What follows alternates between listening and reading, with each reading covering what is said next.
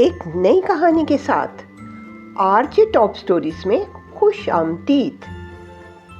یہ کہانی ہے شہزادی زویا کی، جس نے خاموشی کے اندھیرے میں امید کی آواز بن کر جنم لیا۔ بہت پرانے زمانے میں سرسبز اور شاداب سلطنت گلستان پر ایک نیک دل بادشاہ حکومت کرتا تھا۔ اس کی بیٹی شہزادی زویا نہ صرف حسن بلکہ عقل، ہمت اور رفتار میں بے مثال تھی۔ وہ گھوڑے پر ایسے دوڑتی جیسے ہرنی، اسی لیے لوگ اسے صحرا کی ہرنی کہتے تھے۔ ایک شام آسمان پر سیاہ بادل چھا گئے۔ بدروحوں کا جادوگر آزر نمودار ہوا۔ لوگوں کو ہنستا کھیلتا مطمئن دیکھ کر اسے بہت غصہ آیا، کیونکہ وہ کسی کو خوشحال دیکھنا نہیں چاہتا تھا۔ اسے ہمیشہ خوف زدہ، پریشان اور بے چین چہرے پسند تھے، اس لیے اس نے اپنے جادو سے لوگوں کی آوازیں چرا لیں۔ صبح ہوئی تو بازار خاموش تھے، پرندے گم تھے اور ماں اپنے بچے کو لوری نہیں سنا پا رہی تھی۔ آزر کی گونجتی ہوئی صدا سنائی دی، تمہاری آوازیں اب صدائے باز گشت کے محل میں قید ہیں۔ ہا ہا ہا ہا ہا۔ شہزادی زویا نے ایک لمحہ بھی ضائع نہ کیا۔ اپنے وفادار گھوڑے پر زین کسی، تلوار سنبھالی اور خاموشی سے اس اندھیرے کو توڑنے کے لیے نکل پڑی۔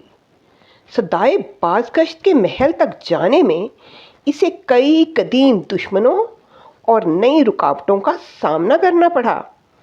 ایک گہری اور خطرناک کھائی اس کے سامنے تھی۔ زویا نے خوف کو خود پر حاوی ہونے نہیں دیا۔ اس نے مضبوط بیلوں سے جھولا بنایا اور مہارت سے دوسری طرف پہنچ گئی۔ سامنے ایک جھیل تھی جس پر آئینے جیسا پل تھا۔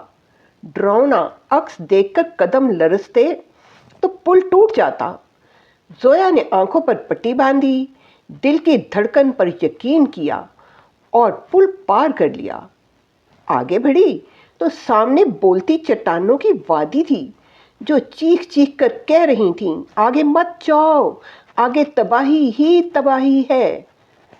زویا نے کانوں میں روئی ڈالی اور بغیر رکے آگے بڑھتی گئی۔ ایک بلند چوٹی پر ایک عظیم برفانی عقاب پہرا دے رہا تھا۔ زویا نے لڑنے کی بجائے اپنی خوراک اس کے ساتھ بانٹی۔ عقاب نے اسے اپنے پر دیے اور کہا، مصیبت میں اسے آگ دکھانا، اور آگے اڑتے ہوئے اسے آزر کے قلعے تک لے گیا۔ قلعے میں ہزاروں شیشے کے برتنوں میں آوازیں قید تھیں۔ جادوگر آزر نمودار ہوا اور آوازوں کو شور کے طوفان میں بدل دیا اور ایک آگ کا پہاڑ زویا کے سامنے روشن کر دیا۔ زویا نے فوراً برفانی عقاب کا پر نکالا اور اسے جادوگر کے جادوئی شعلے کی تپش دی۔ پلک جھپتے ہی برفانی عقاب وہاں پہنچا اور اس نے اپنے پروں سے اتنی ٹھنڈی ہوا چلائی کہ جادوگر کی آگ بجھ گئی اور وہ خود جم کر برف کا بت بن گیا۔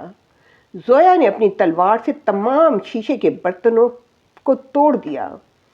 جیسے ہی وہ ٹوٹے، ایک خوبصورت موسیقی کی طرح تمام آوازیں اڑ کر واپس گلستان کے لوگوں کے پاس پہنچ گئیں۔ سلطنت ایک بار پھر کہکہوں اور نغموں سے گونج اٹھی۔ بادشاہ نے اپنی بیٹی کو گلے لگایا اور زویا نے عوام سے کہا، یاد رکھو، دشمن تمہاری آواز چھین سکتا ہے، تمہارا سکون برباد کر سکتا ہے، لیکن وہ تمہاری ہمت اور سچائی کو کبھی قید نہیں کر سکتا۔